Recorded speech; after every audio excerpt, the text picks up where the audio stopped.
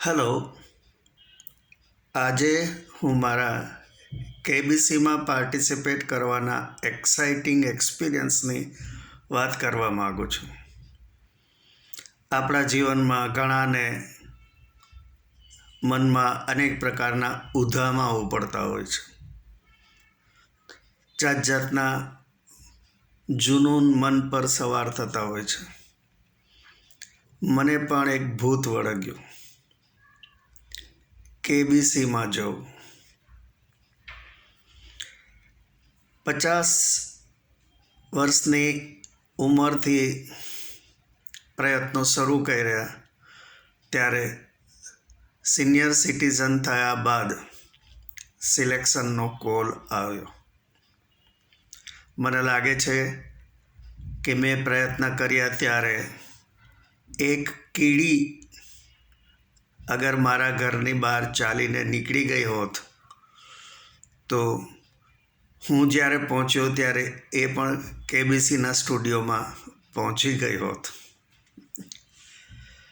કેબીસીના selection પહેલાં મારે એક રિટન ટેસ્ટ અને ઓડિશન આપવા પડેલા. ઓડિશનમાં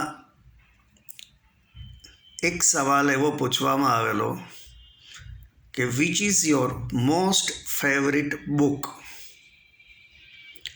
ઘણી વખત બુકનું નામ લખવાથી એ વ્યક્તિની સાયકોલોજી એ લોકોને ખ્યાલ આવી શકે. આનો જવાબ આપવા માટે મારા મનમાં ગુજરાતી સાહિત્યની અનેક કૃતિઓ જે મેં સ્કૂલ ડેઝમાં વાંચેલી એ મારા મન ઉપર આવી. ગોવર્ધન રામ ત્રિપાઠીનું સરસ્વતીચંદ્ર, રમણલાલ વસંતલાલ દેસાઈનું બારેલો અગ્નિ, ઝવેરચંદ મેઘાણીના સોરઠની રસધાર અથવા તો સોરઠી બારવટિયા, કનૈયાલાલ મુનશીનું જય સોમનાથ, સિદ્ધરાજ જયસિંહ, કરસનદાસ માણેકના એક દિન આંસુ ભીના રે, હરિના લોચનિયા મેં દીઠા અથવા તો જીવન અંજલિ થાજો મારું. પરંતુ આમાંનું કોઈનો ઉલ્લેખ કરવો મને એ વખતે યોગ્ય ન લાગ્યો. અને ગીતા જેવી બુકનું ભારેખમ નામ લખવાની હું ઈચ્છતો નહોતો. અંતે મારા મનમાં એક નામ આવ્યું જે આપણા સૌનું ખૂબ જ ફેવરિટ નામ છે.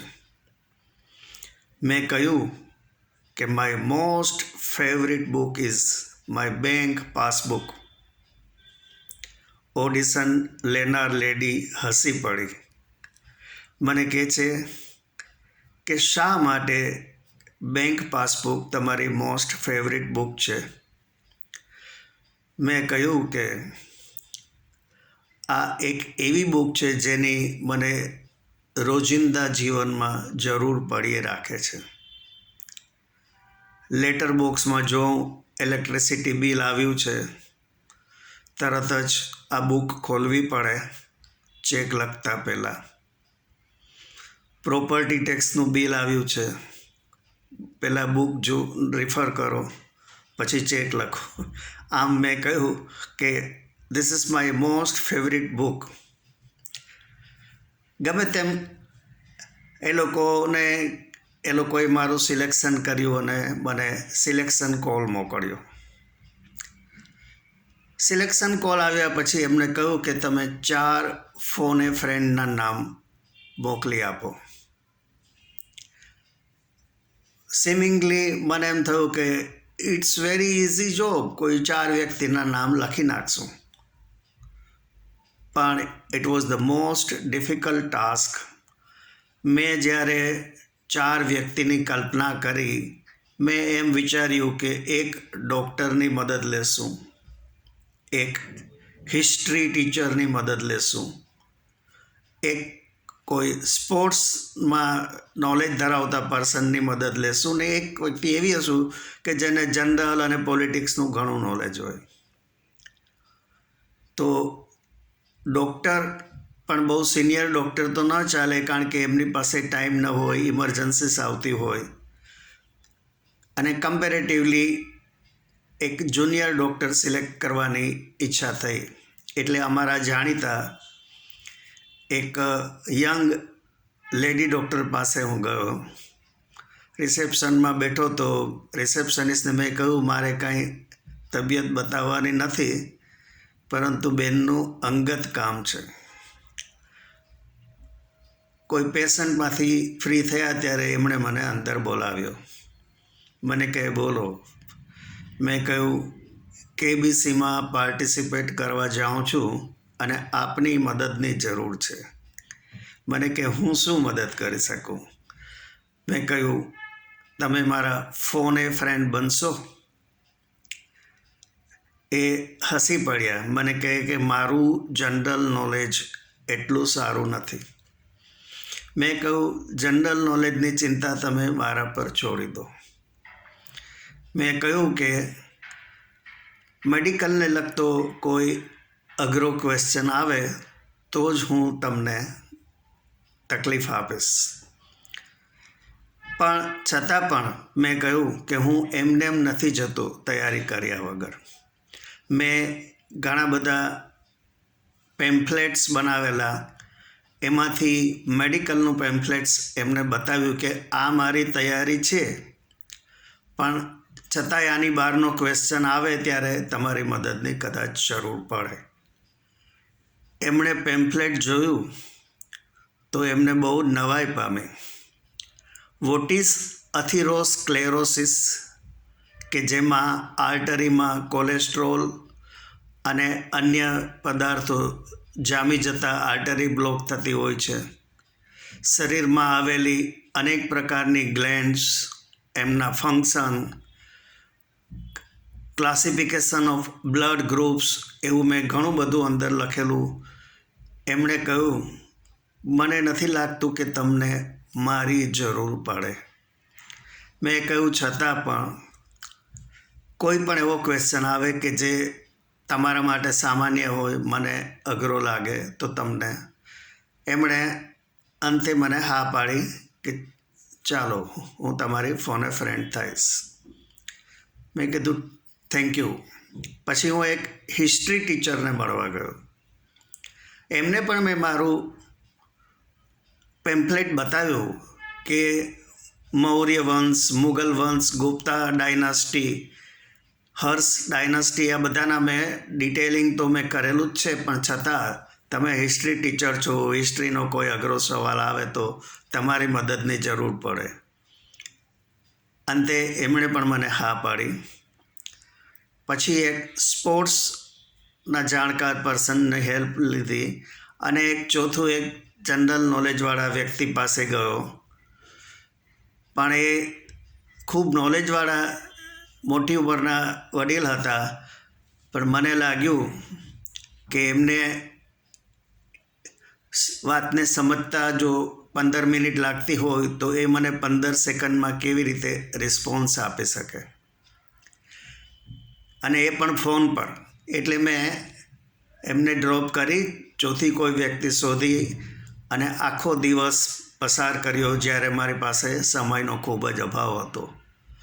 મેં રાત્રે રાહતનો દમ ખેંચ્યો કે ચાલો હવે યાત્રા આગળ વધારીએ.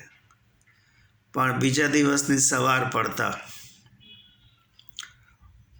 ઉમેદવારી પત્રક પાછા ખેંચવાના ફોર્મ આવવા માંડ્યા. ડૉક્ટર બેન કહે છે કે મારું નામ કાઢી નાખજો.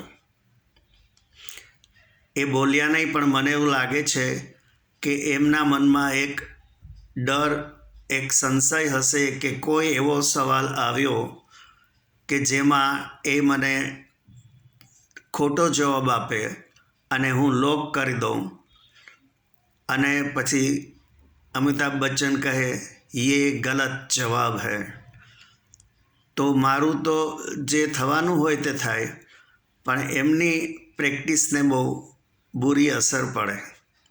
કદાચ પેશન્ટ્સ કહે છે કે બેનને આ વસ્તુ ખ્યાલ નથી, તો અમુક પેશન્ટ ઓછા થવાની શક્યતા જણાય એમને. આવો જ ભાઈ હિસ્ટ્રી ટીચરને લાગ્યો કે મારા થોડા ઘણા સ્ટુડન્ટ્સ ટ્યુશનમાં આવે છે એ જતા રહેશે, એટલે એમણે પણ ઉમેદવારી પત્રક પાછું ખેંચ્યું.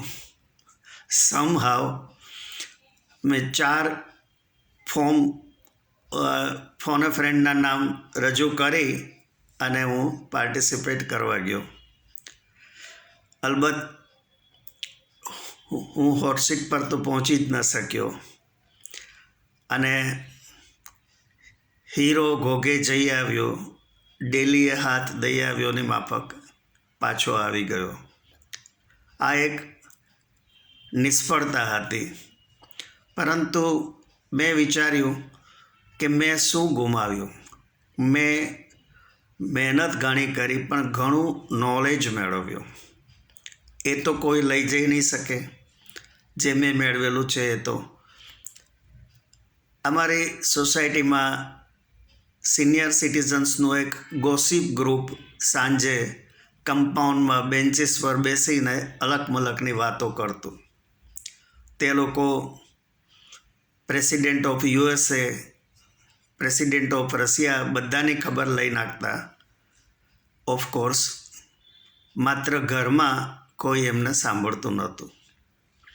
એક વડીલ માઇથોલોજીના એક્સપર્ટ ધર્મની વાતો કરે, આ ઋષિની પત્ની આ અને આ ઋષિની પત્ની તે. મેં એમને કરેક્ટ કર્યા કે અહિલ્યા ગૌતમ ઋષિની પત્ની હતી અને સતી અનસૂયા અત્રિ ઋષિની પત્ની હતી. તો એમણે કહ્યું કે તમને આ બધું ક્યાંથી શીખ્યા? મેં કહ્યું આઈ એમ KBC ફેલ પર્સન. એનીવે મેં માઇથોલોજીનો અભ્યાસ કર્યો. મેં એમને પૂછ્યું કે આપ આટલું બધું જાણો છો, મને કહેશો કે મહાભારતના રચયિતા વેદવ્યાસના પિતા કોણ હતા? એમને જવાબ નહોતો આવડતો. Anyway this is life. Failures are imminent in our life. Failure is change of direction. આપને મારી આ હળવી વાત ગમી હોય તો મારો આ વિડીયો આપ જરૂર લાઈક કરજો, આપના ગ્રુપમાં શેર કરજો અને પ્લીઝ સબસ્ક્રાઈબ કરજો. આભાર.